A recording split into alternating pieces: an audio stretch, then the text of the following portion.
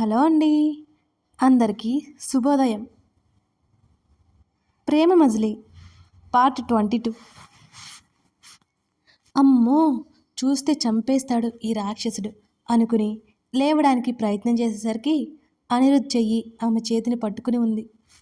ఈ మానవుడేంటి నా చేతిని పట్టుకున్నాడు? రాత్రి ఏ పీడకలో కను భయపడ్డాడో ఏంటో పాపం. అనిరుద్ వైపు జాలిగా చూసి మెల్లిగా అతడి చేతిని విడిపించుకుంది. ఇంతలో అతను దగ్గరికి లాక్కున్నాడు. స్వర అదిరిపడింది. అతడి ముఖం వంక చూసింది. అతడు నిద్రలో ఉండడంతో స్వర కుదుటపడింది. బాబోయ్, నిద్రపోతున్నాడా? నేనింకా ఏదో అనుకుంటూ మెల్లిగా అతని నుంచి విడిపించుకోవాలని ప్రయత్నం చేసింది స్వర. అతను పక్కకు కదలడంతో ఆమె చెయ్యి అతడి కింద పడింది. చచ్చాన్రా దేవుడా, ఇప్పుడు కావాలని నన్నంటాడు. అతని చెంప మీద వేలితో రాసింది స్వర. ముఖం చిరాగ్గా పెట్టుకుని పడుకున్నాడు అనిరుద్. అతని మెడ దగ్గర గిలిగింతలు పెట్టింది. గబుక్కున ఆమె చేతిని పట్టేసుకుని లాక్కున్నాడు. మెలకువ వచ్చింది అనిరుద్కి. అతడు కళ్ళు తెరిచి చూశాడు. స్వర బిత్తరపోయి చూస్తోంది అతని వంక. కొన్ని క్షణాల పాటు ఇద్దరి చూపులు అత్యంత చేరువలో ఉన్నాయి. నేనేం చేయలేదు, నువ్వే లాగావు, స్వర బెదిరిపోతూ చెప్పింది. లేకపోతే అతనిలో సైకో బయటకొస్తాడేమోనని ఆమె భయం. అతడికి ఈసారి కోపం రాలేదు, నవ్వొచ్చింది ఆమె మాటలకి. ఆమె చేతిని వదిలేశాడు. త్వరగా లేద్దామనుకునేసరికి ఆమె మరో చెయ్యి అతని కిందే ఉండడంతో గుర్తొచ్చింది. అది అర్థమై పక్కకు జరిగాడు అనిరుద్. అబ్బా, ఎంత బరువున్నాడో బండ వెధవ, పైకి అనలేక లోపల తిట్టుకొని చెయ్యి విదిలించుకుంది స్వర. ఆవలిస్తూ లేచి కూర్చున్నాడు అనిరుద్. ఒళ్ళు విరుచుకుంటూ ఆమె వైపు తల తిప్పి చూశాడు. చేతిని చూసుకుంటూ అతని వైపు కోపంగా చూస్తుంది స్వర.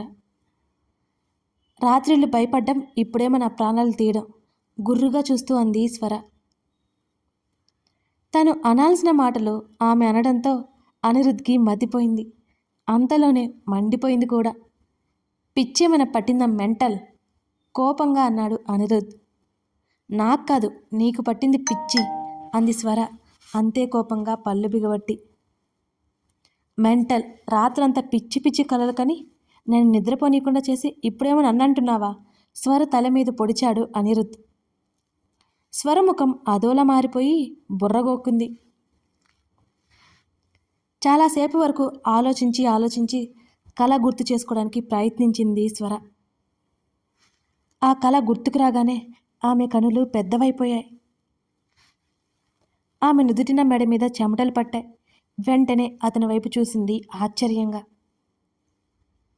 అతని మెడ దగ్గర తడిమి అనిరుద్ నాకు కల వచ్చింది, కంగారుగా భయంగా చెప్తున్న స్వరని చూస్తూ, ఇప్పటి వరకు నేను మొత్తుకుంటుంది అదే తల్లి, అది కలే కదా, భయపడకు ఆమె భుజం మీద తట్టాడు అనిరుద్. అసలు కల ఏంటో తెలుసా? నాకు చాలా భయం వేసింది. కళ్ళు పెద్దగా చేసుకుని అతని వైపు చూస్తూ చెప్పింది స్వర. ఏంటది? నా గురించే కదూ అని అడిగాడు ఆమెనే చూస్తూ. అవును ఆమె ఉద్వేగపడిపోవడం గమనించి, నాకేం కాలేదు, నేను చాలా చాలా బాగున్నాను, నువ్వు దాని గురించి ఆలోచించుకో, వదిలే ఇక.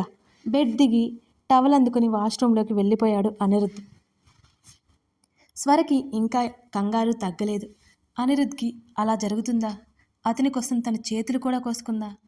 ముందు ఇతన్ని అర్జెంటుగా సైకియాట్రిస్ట్ దగ్గరికి తీసుకెళ్ళాలి. స్వర విపరీతంగా ఆలోచించసాగింది. ఆ రోజు అతని ఇంట్లోనే ఉన్నాడు. వీరితో మాట్లాడడం స్వరకి అవ్వలేదు.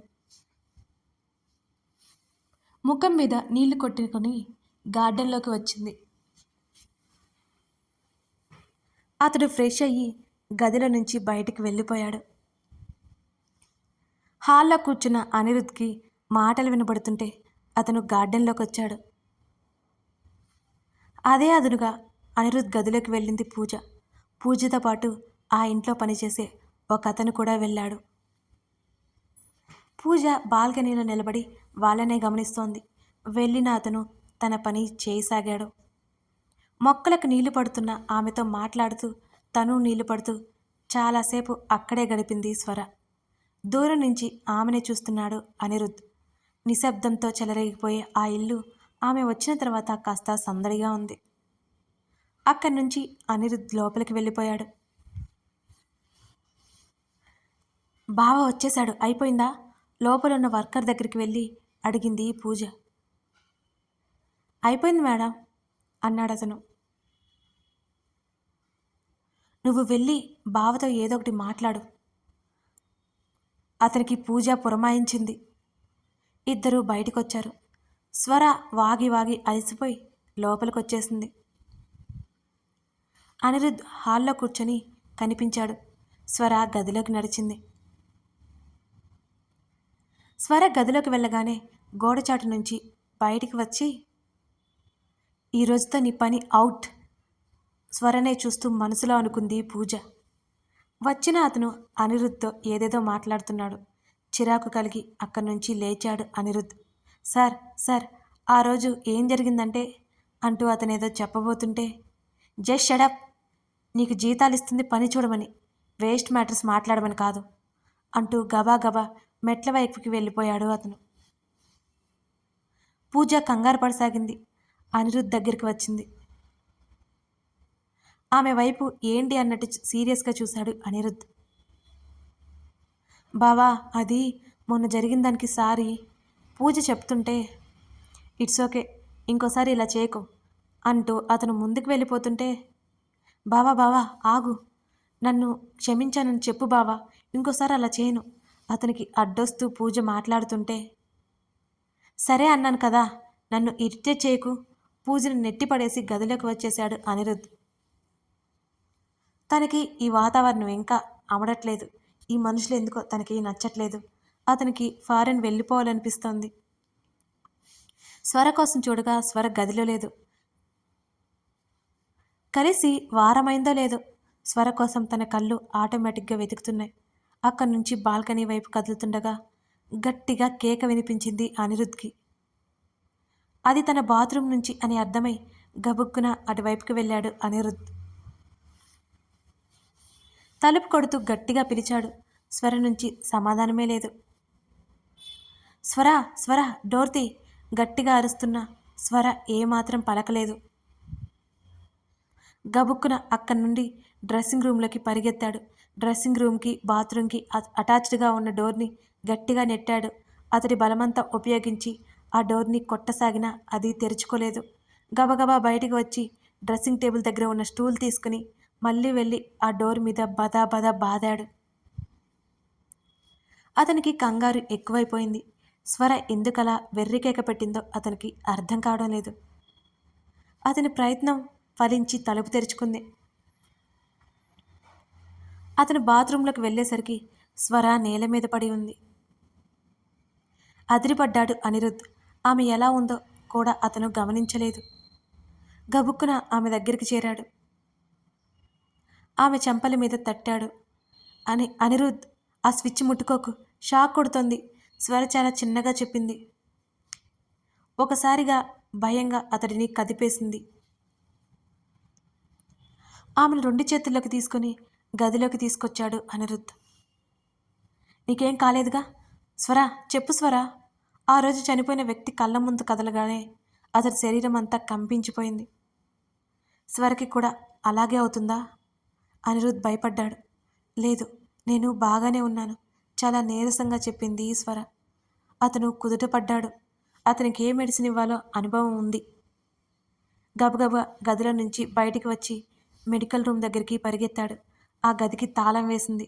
మళ్ళీ తన గదిలోకి వచ్చి తాళం తీసుకుని వెళ్ళి ఇంజెక్షన్ కోసం వెతికాడు. ఇంజెక్షన్ కనిపించగానే అది పట్టుకుని పరిగెత్తాడు. ఆ గదికి కాస్త దూరంలో తచ్చాడుతోంది పూజ. అనిరుద్ అలా కంగారు పడ్డంతో ఆమెకు చాలా సంతోషం కలిగింది. ఈసారి తన ప్లాన్ వర్కౌట్ అవుతుంది. పూజకి నమ్మకం వచ్చింది. పూజ లోపల డ్యాన్సులు వేసుకుంటూ సంతోషంగా అక్కడి నుంచి వెళ్ళిపోయింది. అనిరుద్ గది తలుపులు మూసివేశాడు.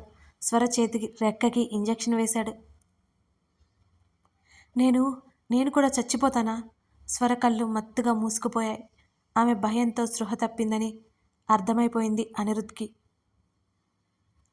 మరోసారి ఆమె బాడీ చెక్ చేసి రిలాక్స్డ్గా ఊపిరి తీసుకుంటుండగా ఆమె వైపు చూశాడు అనిరుద్. ఆమె టవల్లో ఉండడం చూసి గతుక్కుమన్నాడు. గబుక్కున ముఖం తిప్పేసుకున్నాడు అతను. ఒక్కసారిగా చెమటలు పట్టాయి అతనికి. గొంతు ఎండిపోయినట్టు ఫీలింగ్ అతనిలో. వద్దు వద్దు అనుకుంటూనే ఆమె వైపు తల తిప్పి చూశాడు అనిరుద్. స్వర ఒక్కసారిగా అతని కళ్ళకు అందాల రాశిగా కనిపించింది. ఆమె పాదాల నుంచి మెడ వరకు అతని చూపు ఆమె శరీరం మీద పాకుతోంది. అప్రయత్నంగా అతని గొంతులో గుటకపడింది. వణుకుతున్న చేతిని ఆమె వైపు తీసుకెళ్లాడు అనిరుద్. అనిరుద్ స్వరకి పడిపోతాడా? కథ కొనసాగుతోంది. అసలేంటో తెలుసుకోవాలంటే ఈ కథను రెగ్యులర్గా ఫాలో అయిపోండి. డైలీ ఎపిసోడ్ ఉంటుందన్నమాట. అలాగే స్టోరీ నచ్చితే లైక్ చేయండి, సబ్స్క్రైబ్ చేసుకోవడం మర్చిపోకండి. మీ స్నేహితులకి షేర్ చేసి సపోర్ట్ చేస్తారని ఆశిస్తున్నాను. Thank you for watching this video.